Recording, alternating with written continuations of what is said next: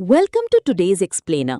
Here we are unpacking Swami Vivekananda's striking vision for education, drawn directly from his seminal work, India and Her Problems, Chapter 4, Education, the Panacea of All Social Evils.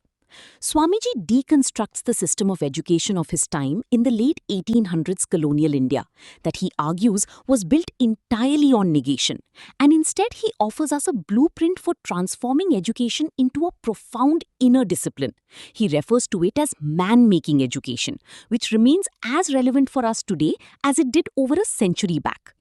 This chapter is in many ways the heart of the whole book. Education as the cure for everything else that ails a society. Not just a tool for a career, but a panacea. If you've ever felt like the modern classroom is just about memorizing facts rather than building human character, well, you are in good company. So let's dive right into this. Here's where we are headed. We have 5 acts. First, Swamiji's diagnosis. What's broken?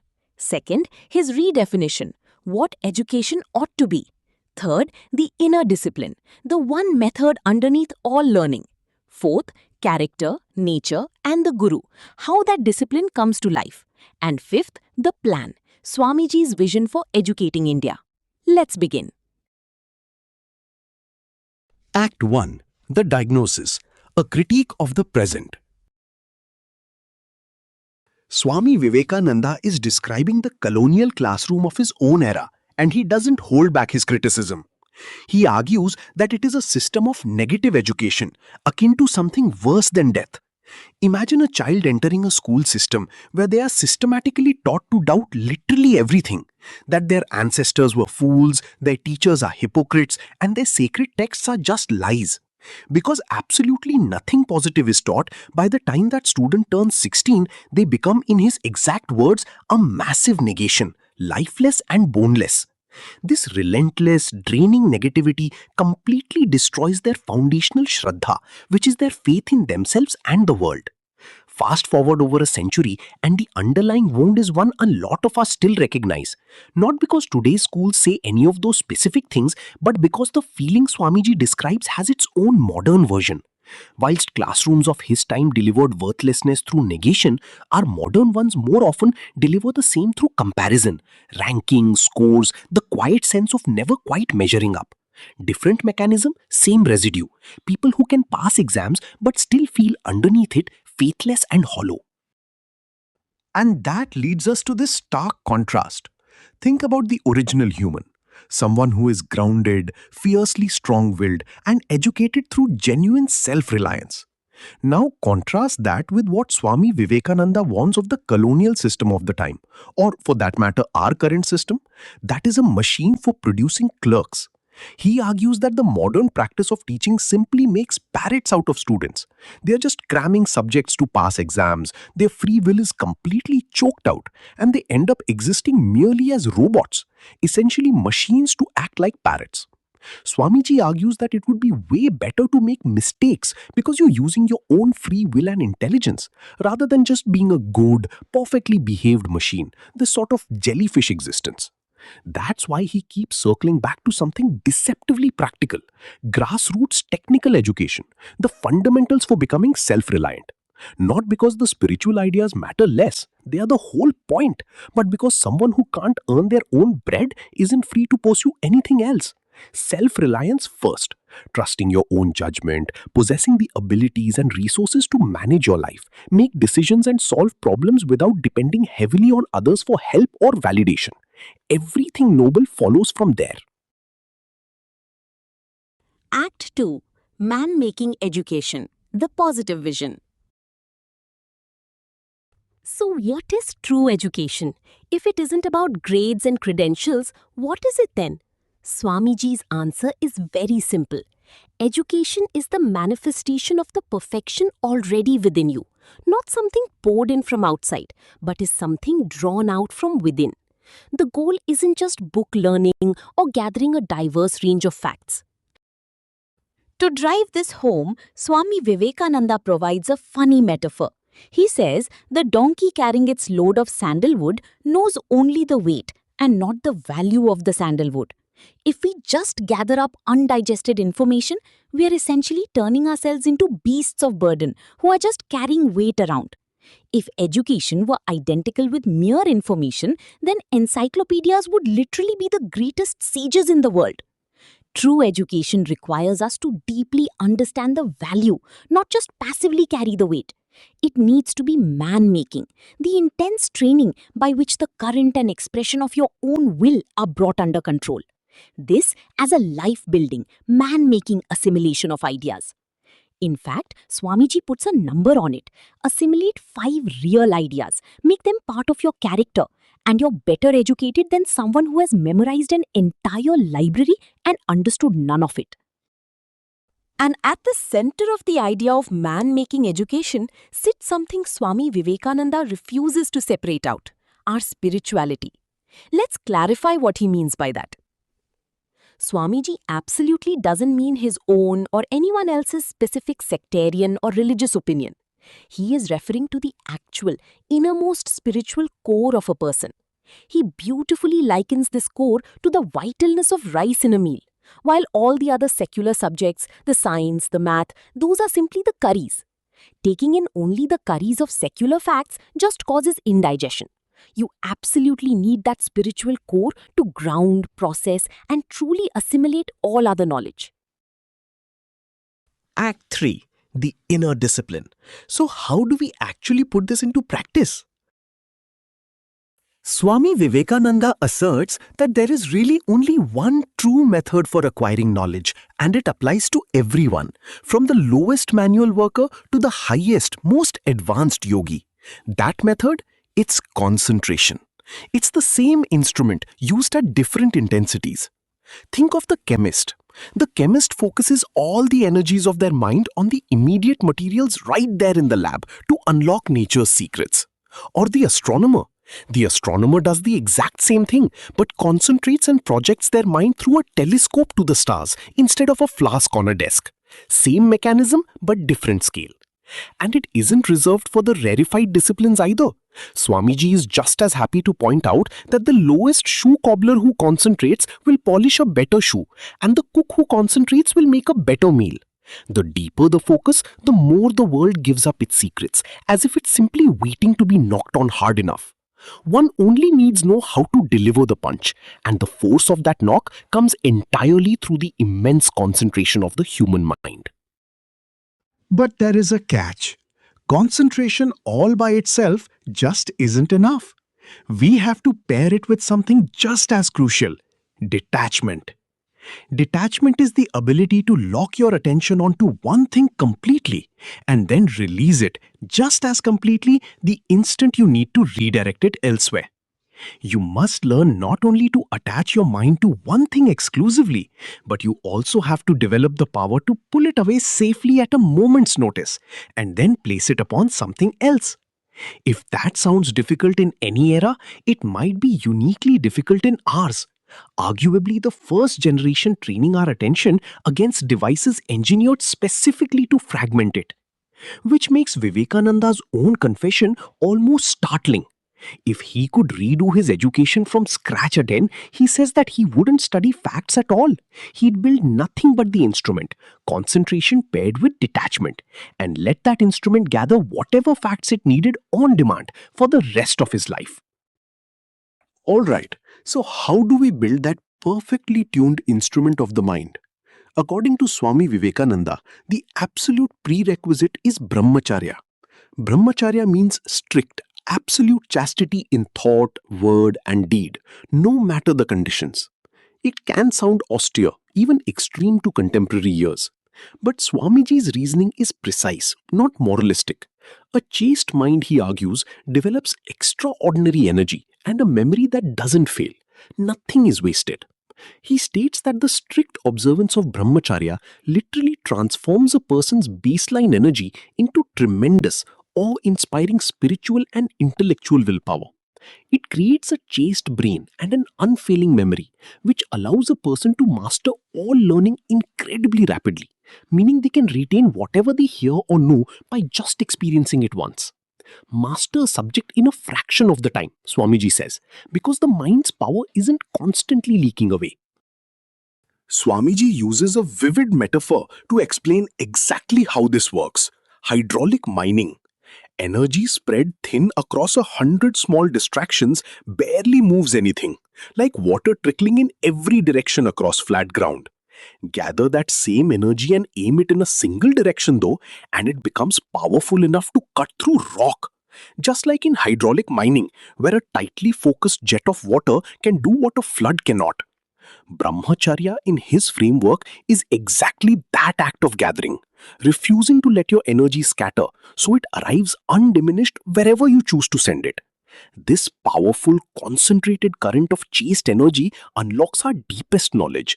By controlling desires, we effectively channel raw, baseline human energy into an absolute, unstoppable force. And what does this concentrated energy ultimately unlock? It is Shraddha. Shraddha means faith in oneself, and this is what ultimately makes the difference. What makes one person great and another weak isn't random circumstance, it's Shraddha. Similarly, a nation's decline, Swamiji says, begins on the exact day it loses this faith in itself. If you spend your days constantly thinking you are miserable, low, and nothing, you literally become nothing. But Shraddha reminds us of the profound truth. We are sparks of the infinite divine fire. This deep, unshakable self-faith was the true motive power of all ancient civilizations, and teaching this life-saving, ennobling doctrine from birth is essential to human flourishing. Act 4. Character, Nature, and the Guru. The discipline made visible. You see, character isn't some magical quality you're just born with. It is a very real, structured psychological progression. Think of it like this. Every single thought you think and every single action you take leaves a distinct impression on your mind, like a thin line drawn in sand. Enough lines in the same place and they deepen into a habit. And the sum total of all your habits, that entirely determines your character. So the only actual remedy for bad habits is to deliberately and methodically forge good counter habits. You have to continuously think holy thoughts and do good works to systematically suppress those base negative impressions. Swamiji adds one more layer that is often missed and easy to overlook. Comfort doesn't build character nearly as efficiently as difficulty does. He says, misery has taught more than happiness ever has, poverty more than wealth, hardship more than praise. Nobody raised entirely on ease, he points out, has gone on to become genuinely great. This is not a reason to seek out suffering, but a reason not to fear it. Now, to cultivate that kind of rock-solid character, the environment you're in matters deeply. Swami Vivekananda shares the beautiful story of Satyakama from the ancient Upanishads that captures this perfectly. A young student arrives at his guru's hermitage, ready to be taught. Instead of a classroom, instead of texts to memorize, the guru hands him a herd of cattle and sends him alone into the forest. That's it. Satyakama didn't sit in some stuffy lecture hall, furiously taking notes. No, he tended those cows for months on end, living in this deep, continuous communion with nature. And when he finally came back, the guru could tell just by looking at his shining face that the disciple had realized the highest possible knowledge. He achieved enlightenment entirely through deep experience, not by doing rote memorization.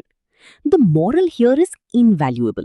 Authentic realization and true education are frequently gained through direct, constant communion with nature, not from sitting in a walled classroom. And this naturally brings us to a rather harsh but necessary comparison regarding teachers. In the ancient Gurukula system, knowledge was considered too sacred to ever be sold. It was given freely by a teacher of genuine renunciation, someone whose own character burned like a living example for the student to walk toward. Now, compare that to the transactional modern system we have today. The modern teacher is often a mere lecturer expecting to be paid, and the student simply expects their brain to be mechanically filled with words. It's a complete and tragic loss of that sacred developmental bond between teacher and student. Ultimately, and this is the key, A teacher cannot teach or force growth upon a student. You cannot pull a plant upward to make it grow faster. Pull on it and you'll kill it. Swamiji jokes about the sheer absurdity of battering an ass in the hopes it will magically turn into a horse. It just doesn't work that way. A teacher who believes he is the one doing the teaching has already gotten in his own way, because all knowledge is already inside the student, waiting to be awakened. Swamiji says the true role of a teacher is simply to be this awakener. The teacher role is simply to loosen the soil, put a protective hedge around the growing plant, remove obstacles from its path, and then step back. The rest is a natural manifestation from the student's own inner nature. But for this dynamic to work, the student has to bring their own purity, a genuine thirst for knowledge, and serious perseverance. Act 5. The Plan. Swamiji's Vision for Educating India. Now, having diagnosed the disease and defined the cure, Swami Vivekananda proceeds to lay out a blueprint. He envisioned a highly practical scheme for the nation. Despite all his deep focus on spirituality, Swami Vivekananda's vision for India was incredibly practical. He proposed a brilliant synthesis. See, he didn't want to just discard Western ideas, not at all. He knew people needed to eat and make a living. So he called for a merger, a synthesis, weaving in of indigenous knowledge, spirituality with Western science, technical education and industry, so people can be independent and actually earn a living, rather than just begging for service jobs. Not one replacing the other, but both, side by side. But, and this is absolutely crucial, it had to be deeply coupled with Indian spiritual knowledge, Vedanta, and the intense character-building lessons from epics like the Ramayana, the Mahabharata, and the Upanishads. It's the ultimate marriage, right? Securing material reality while totally elevating spiritual character. To roll out this synthesis, Swamiji proposed an architecturally ambitious rollout plan, establishing non-sectarian temples that use only Om as their symbol, which he considered the greatest symbol of any sect. In them, a perfectly free exchange of doctrines could happen without any petty quarrels. From these hubs, Swamiji wanted to create an institution to deeply train a dedicated band of teachers and have them travel from door to door. Importantly, they wouldn't just teach high-level spirituality. They would bring both spiritual wisdom and highly practical, secular, technical education straight to the masses, fostering true self-reliance everywhere. Swami Vivekananda uses a metaphor to conclude this grand vision. He says, our role in society is to put the chemicals together. The crystallization will be done by nature, according to her laws. His ambition wasn't to violently force people to think a certain way. It was simply to set in motion a societal machinery that naturally brings noble, empowering ideas directly to the door of everybody. If you provide the right environment and the right secular and spiritual materials, the people will naturally elevate their own fate. Swami Vivekananda's conviction across the whole chapter never wavers. The human mind has no real ceiling, and the knowledge of the universe is already resting inside each of us, waiting for the right concentration to unlock it. Which leaves us with a final, profound question to think about today.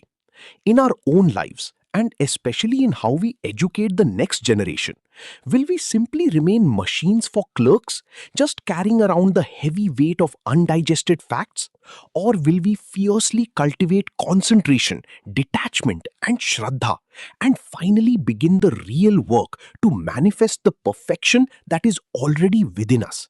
Swamiji insisted we must begin this work immediately. Thanks so much for joining me on this explainer, and keep seeking out those noble ideas.